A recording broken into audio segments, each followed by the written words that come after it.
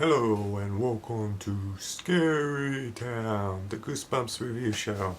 I'm Nightmare Nemo, and this week we're going back to the classic Goosebumps with Let's Get Invisible.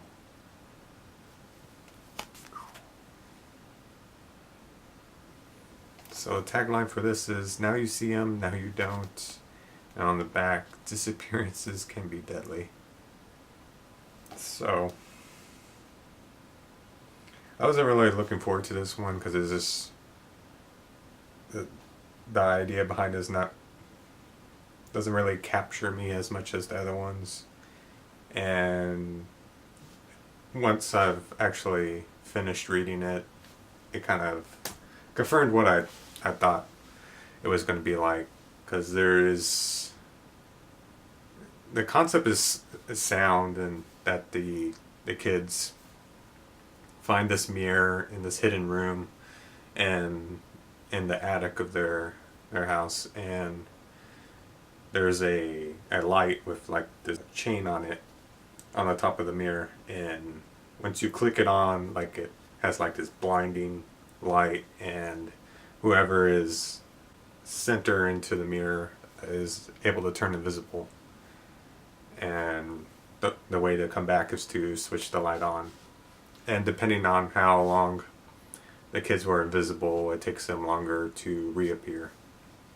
So I mean, that's fine and everything, but that the kids form like this competition to see who can last the longest, because after a few minutes, I think around like the 4 to 5 minute mark, the kids start feeling lightheaded and dizzy and very weak, and they don't understand why. So, and that's really the whole entire book up until the last 40 to 30 some odd pages. There's no real danger. The danger aspect of it is actually very subtle.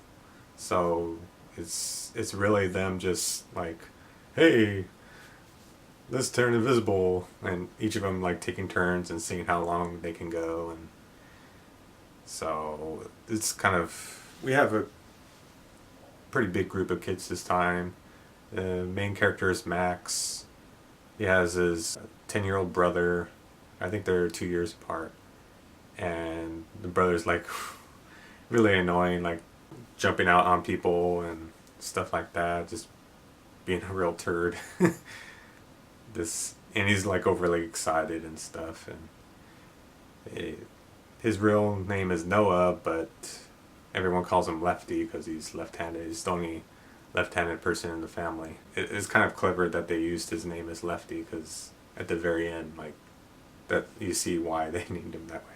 And so there's two girls, Erin and April, and then there's Zach, who's the best friend of Max, and he's kind of like this rebellious kid who has this crazy haircut at the time. And so that's basically a cast of the characters, which we haven't had a big group of characters like that since Say Cheese and Die, so it was kind of interesting to see that many kids interact. And so, yeah, I mean, basically at one point, like, it's Max's birthday, and for some reason they decide, like, one of the girls is like, hey, you have an attic? It was like, oh, that's really cool for some reason. Like, I really like attics. Like, who likes attics? So they go up to the attic, and they have this dog it's a black dog, but they call him Whitey for some reason. I don't know, because it's ironic or something. Anyway, so like the dog comes up and he starts sniffing at this wall, and there's this hidden door there, and so they open it, and then there's just this room with nothing but this mirror in it, and they're like, okay. And so they kind of start messing around, and they notice that there's the light on it, and you pull the chain and light comes on, and whoever is the focus of the mirror, like in the center of the mirror, turns invisible, And so they're like, whoa, because Max is the first one to do it, and then he's not believing. He thinks Lefty and his friends are playing a joke on him, saying like, whoa, we can't see you, like, where did you go? And he's like, come on guys, like, stop playing around.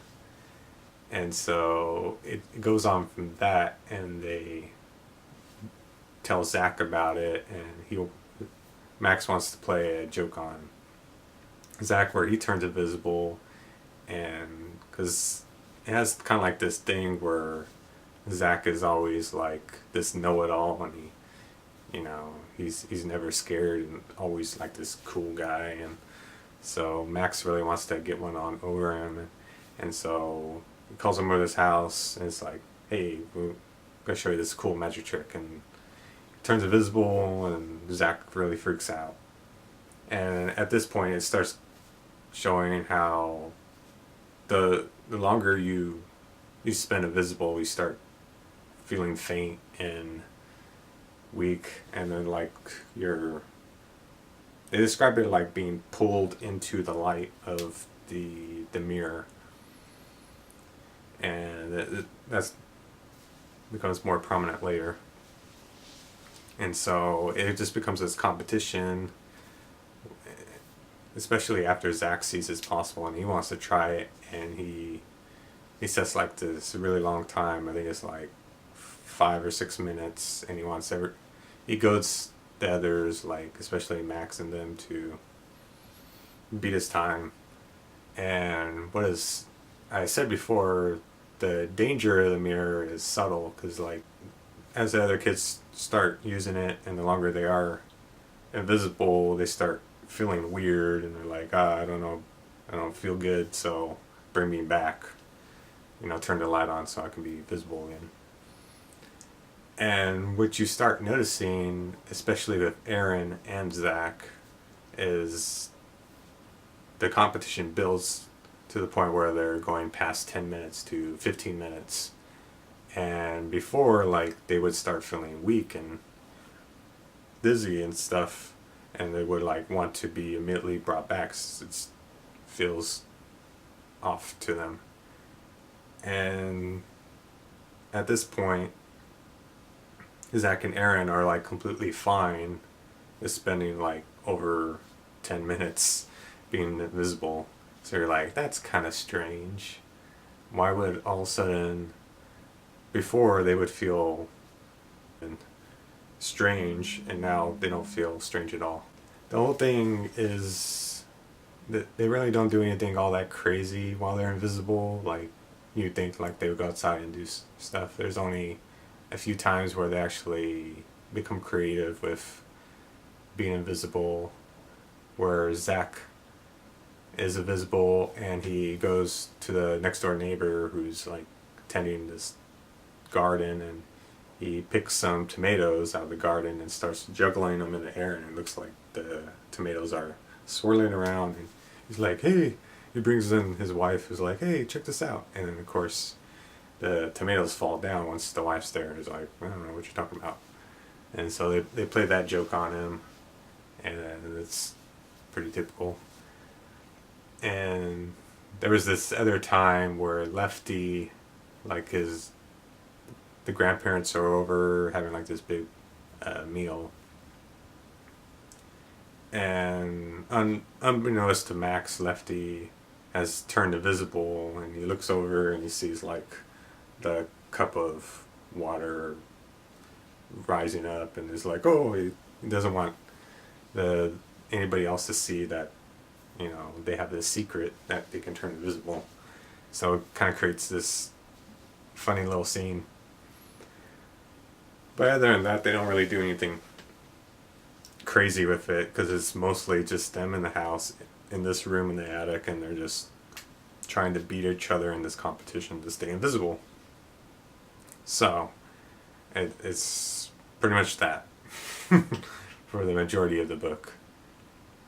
And it finally, things start getting interesting once you get into the final act, where Max is just like pretty much had it up with this whole thing. Like, he's really tired because like just the the idea of the mirror keeps him up, just thinking about the possibilities. Like, there's so much they don't know about the mirror. It just really worries him.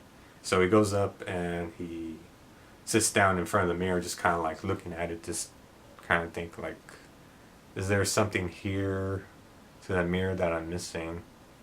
And he's probably there looking at it for like half an hour. And then all of a sudden he sees these eyes in the mirror, and then it starts calling out to him, like whispering to him. He's like, oh, I start getting freaked out. Classically, like a kid, he runs up to his room and hides underneath the covers. And like, oh. And so he's definitely had enough of the mirrors. Just like he wants his friends to forget about it and just do something else. But all the other kids want to continue the competition on Wednesday, and then he calls all of them on the phone saying like, hey, I don't want to do it anymore, it's kind of stop.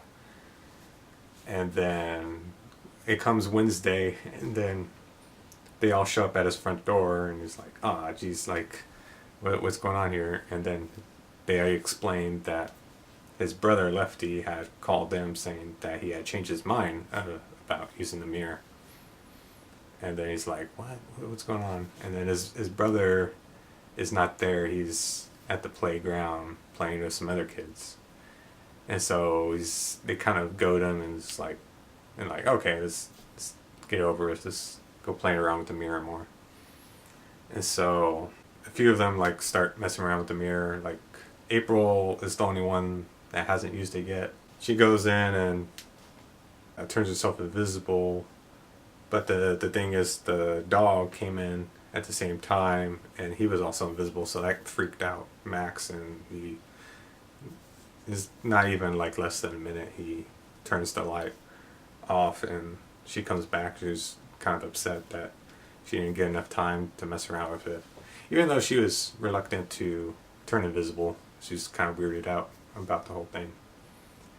And so Zach and Aaron kind of basically hold Max in front of the mirror, forcing him to go invisible, even though he didn't really want to. And you're like thinking like, okay, this is getting kind of sinister. There's something wrong here. And so earlier, Max has noted that Zach and Aaron look different recently. He doesn't know specifically why Aaron looks different, but there's something off about her appearance. But he knows that Zach, like, remember, the hair on his left side is buzzed, and he's combed to the right, but it's been reversed now. And so he just chalks it up to him being stressed out over the mirror and doesn't really think too much about it. And so they put him in front of the mirror and they turn out the light, and then they keep him under for a long time. And usually the other kids like to do a lot of funny stuff and mess around, but he's just tired of the whole thing. He doesn't really care. So I'm going to just stand in front of the mirror and wait until time's up. And after around the 10 to 12 minute mark, he's floating in the air, and he's feel like he's being sucked into the mirror. And what happens is he's sucked into this black and white world where there's distorted images around of people's faces, like funhouse mirrors, and he's basically in this mirror dimension.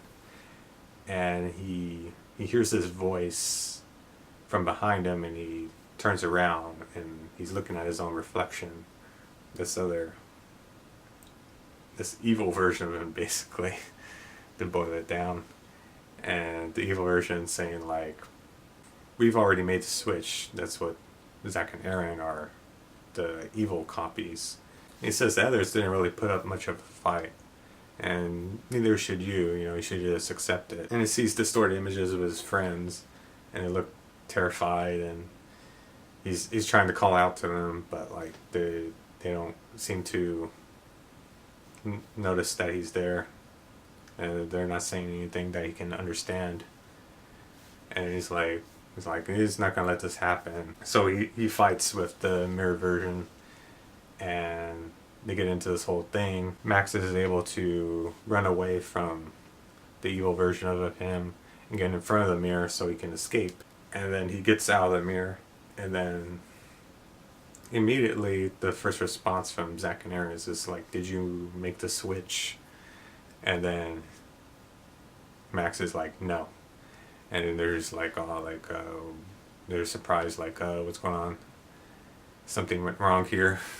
And then Lefty comes in the room, and he has this basketball or some kind of ball, and then he throws it at Max, and he accidentally throws it at the mirror, thinking that he's throwing it at Max, and it shatters the mirror into pieces, and this causes the evil reflection versions of Zach and Aaron to be switched and be pulled back into the mirror, and to switch it with their normal selves, and so everything's back to normal. And so everything's kind of explained. He tells Lefty and April, and poor April is just like, has like no idea what's going on. and she didn't notice anything different about Zach and Aaron, so everything goes back to normal. And of course, it wouldn't be a Goosebumps book if there wasn't a twist. And it's really a weak twist because it breaks the golden rule of Goosebumps, where you think too much about it and it doesn't make any sense. Because Lefty would have been normal, like it wouldn't have been possible for him to be still the evil mirror version, because he threw the ball that smashed the mirror, and why would he do that? Because that would obviously be a bad thing for them. And once the mirror has been broken, it switches the evil mirror versions back with the normal version, so it wouldn't be possible for him to be still an evil mirror version. So it's just like, none of it makes any sense, but it has to be there because it has to have this twist ending, or this gotcha, like, ooh. And so yeah, that's pretty much it. I would say it's probably like the least scary Goosebumps book. I mean, the only scary thing is they think that at first, like, they might not be able to come back. They might stay invisible forever, and that end up not really being the case. Is, that the evil versions want to switch out with them, and that's kind of terrifying, though, being stuck in this mirror dimension, and just because he says it's like really cold in there, and it feels like metal, and that's kind of scary. But that happens in the last couple of pages, so it's just not something that you're immediately worried about.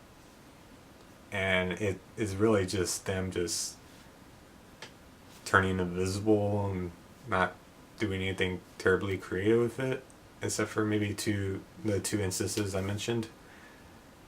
At one point, Zach says like, "Oh, I want to go to the girls' locker room and see what's going on in there." But I mean, in other movies, when they introduce the element of someone turning invisible, there's some wacky shenanigans, and it's pretty fun. And this is just like them just trying to see how far they can stay invisible, and it's just not all that interesting until the last act, and then it actually builds up the suspense of your, and it's very subtle why they introduce, like, if you're paying attention, you notice that something's definitely going wrong with Zach and Aaron, and they're not worried about feeling weird spending too much time invisible. And so it's kind of a different change, because a lot of their books is just like the danger inherent is obvious, and they're wrestling with some supernatural force, some monster, and this is just turning invisible, and that's pretty much it.